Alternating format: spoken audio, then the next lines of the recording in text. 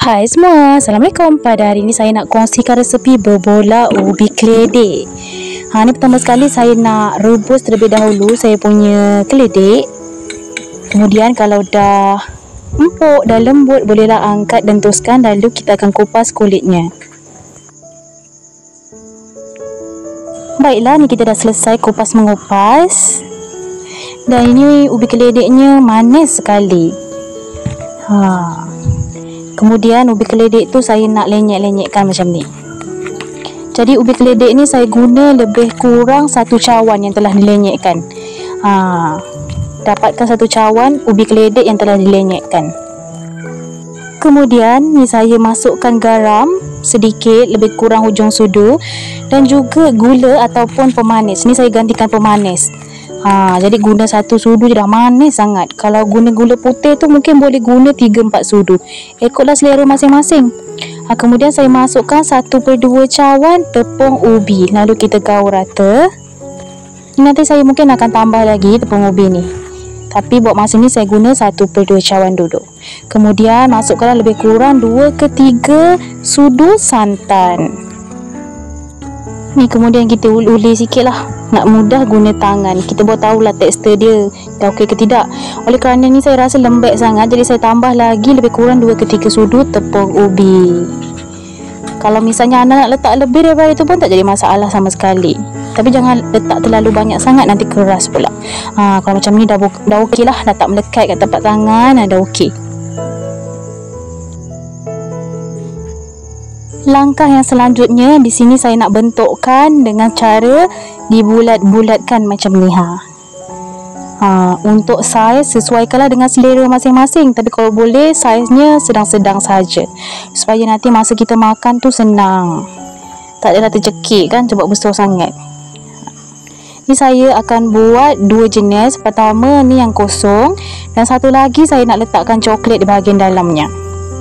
Jadi dia ada inti. Okey, ni saya nak letak coklat hitam. Tak coklat. Jadi sama je caranya, tinggal dibulat-bulatkan je dan pastikan coklat tu ditutup secara merata. Takutnya nanti dia tembus. Jadi bila tembus nanti masa goreng dah tak cantik. Sekarang mari kita ke langkah selanjutnya, iaitu goreng-menggoreng. Tuangkan minyak menggoreng dan panaskan minyak. Jika misalnya minyak dah panas, bolehlah masukkan kita punya berbola keledek. Masukkan satu demi satu secara perlahan supaya tak terpercik pula kat tangan. Siapa dekat sini pernah makan berbola keledek ni? Rasanya sedap sangat. Dia ada rasa kenyal-kenyal macam tu, tapi lembut, tapi dia ada kenyal-kenyal bila masuk mulut. Tahu tak mochi? Rasanya lebih kurang sama macam mochi. Nampak tak? Nanti masa anda goreng dia akan menggelembung macam ni. Jangan lupa ditekan-tekan sikit sambil digoreng. Ni kita tinggal tunggu sehingga ia bertukar warna sedikit lagi kekuningan dan garing. Sekarang dah bolehlah angkat dan toskan. Mudah kan cara membuatnya? Jadi nanti masa goreng kalau dia ada sedikit melekat, tak apa, anda pisah-pisahkan je dia. Memang biasalah sebab kita guna tepung ubi kan. Jadi dia agak melekat sedikit lah antara satu sama lain. Tapi nanti anda pisah-pisahkan. Lakukanlah proses yang sama sehingga kita punya berbola keledek tu siap habis digoreng. Macam tu je, mudah kan? Sesuai sangat dibuat sarapan ataupun menu petang sambil ngopi atau pengetih. Ni dia yang isi coklat. Dia memang lembut sangat-sangat, tapi bila anda makan tu dia macam ada rasa kenyal-kenyalnya sikit. Tu, nampak tak? Masih garing, tapi dia tak adalah garing sangat bahagian luar tu. Dia lebih kepada lembut dan bahagian dia kopong. Tu, nampak tak?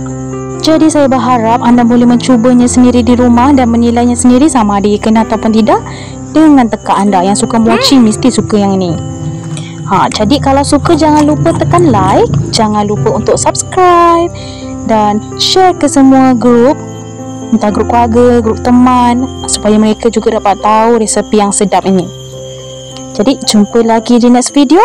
Dan terima kasih kerana telah menonton. Ni yang versi coklat memang lumer di mulut ataupun cair di mulut. Okeylah, bye bye guys. Selamat cuba.